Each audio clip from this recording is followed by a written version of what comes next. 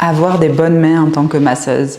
Bienvenue dans cette nouvelle vidéo. Si vous êtes là, c'est que vous êtes praticienne bien-être, thérapeute, que vous aimez tout simplement le milieu du développement personnel, du bien-être, du massage et que vous voulez en apprendre plus sur vous, votre corps, avec cette notion de body positive qui nous accompagne aussi. Bienvenue à vous, n'hésitez pas à vous abonner, cliquez là et activez la petite cloche pour recevoir toutes nos vidéos et tout notre contenu gratuit. Aujourd'hui, nous allons parler d'un sujet crucial pour toutes les masseuses. Comment bien prendre soin de nos mains.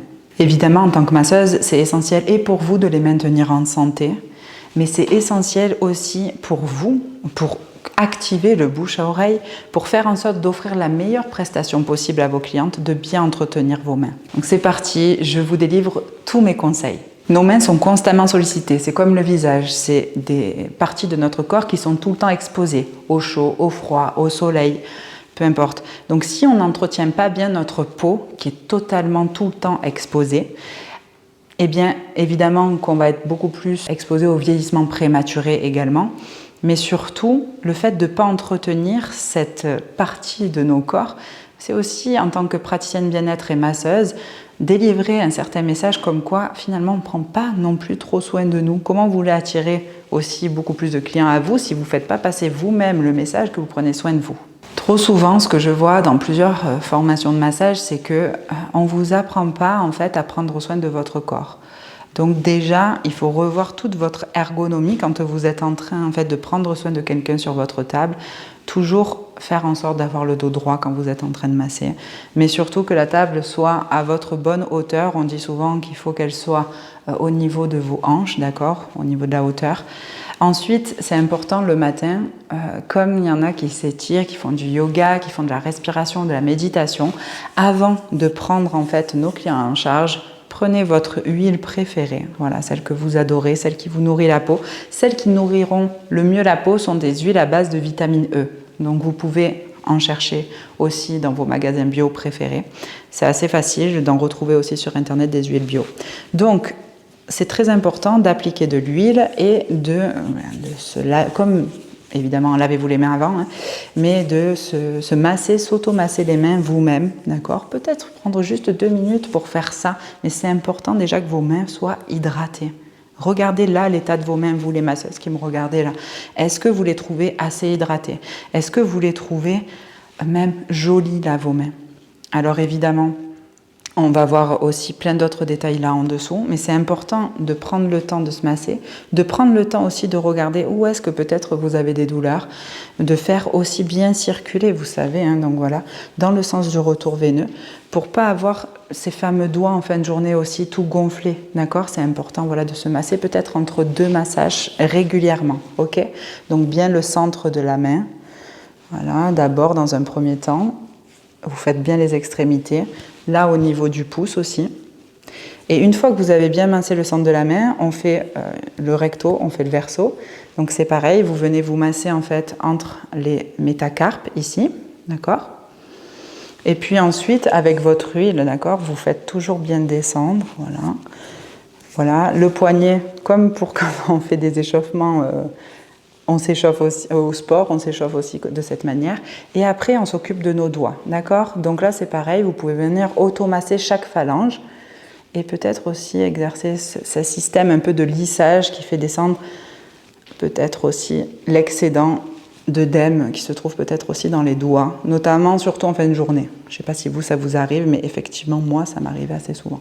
Donc d'abord, massez-vous chaque phalange, plus longtemps que ça, évidemment, et puis hop, on descend. D'accord? Faites ça sur vos 2 mains. Déjà, rien que de l'avoir fait pas longtemps, je me sens détendue des mains. Parce que ce sont des tout petits muscles que vous sollicitez. D'où toute l'importance, en fait, de masser pas qu'avec les muscles de vos doigts. D'accord? Et c'est triste, ce que je peux voir de filles qui sont formées, qui viennent ensuite chez Goddess Révolution se former, où elles mettent toute leur énergie dans leurs doigts. Mais si vous faites ça, vous n'allez pas durer dans le temps, dans votre activité. C'est pour ça, bien apprendre à masser aussi avec ses avant-bras, avec son corps, avec ses bras tout entiers, d'accord, en mettant aussi le poids de corps, c'est important. Donc, Prenez bien en compte en fait votre propre confort en plus de vos mains, d'accord? Ne pas mettre toute votre pression dans tous vos petits muscles de doigts si vous voulez durer. Un jour, je suis tombée sur une masseuse qui me disait qu'elle avait 30 ans d'expérience. Enfin bon, elle m'avait déballé son CV et en fait, elle me masse parce qu'elle voulait me proposer une collaboration. Et en fait, quand elle s'est mise à me masser, j'avais l'impression que c'était quelqu'un qui cultivait la terre qui me massait, vous voyez, sentir des cornes aux doigts, les mains très sèches, même sentir en fait des petits cuticules qui me gênaient hein, et j'ai pas pu me détendre. J'ai senti ses mains rêches sur mon corps et l'huile n'a pas suffi à les hydrater. Et ça ne m'a pas permis de lâcher prise. Vous voyez l'importance en fait et l'impact de la douceur en fait de vos mains, de votre toucher, d'avoir une bonne main dans tous les sens du terme quand vous êtes en train de masser quelqu'un. Alors, vous voyez là, pour moi, j'ai les ongles beaucoup trop longs. Donc d'ailleurs tous les mois j'y vais, je me fais faire une manucure russe et je trouve que c'est très intéressant. Pourquoi? Parce que d'ailleurs j'adore ma prothésiste ongulaire et elle me fait tout le temps en fait les cuticules. Elle me rend les mains mais ultra clean, ultra propres, des ongles au carré, nickel, avec toujours, je mets des couleurs plutôt, vous voyez, transparentes, chères, plutôt naturelles. Évidemment, évitez de masser avec des ongles hyper longs. Je vois des masseuses avec des ongles en amande. C'est pareil, je trouve que ça ne fait pas super professionnel. Alors que je suis sûre que ces femmes-là, elles massent divinement bien. Je suis sûre qu'il y en a énormément qui massent bien.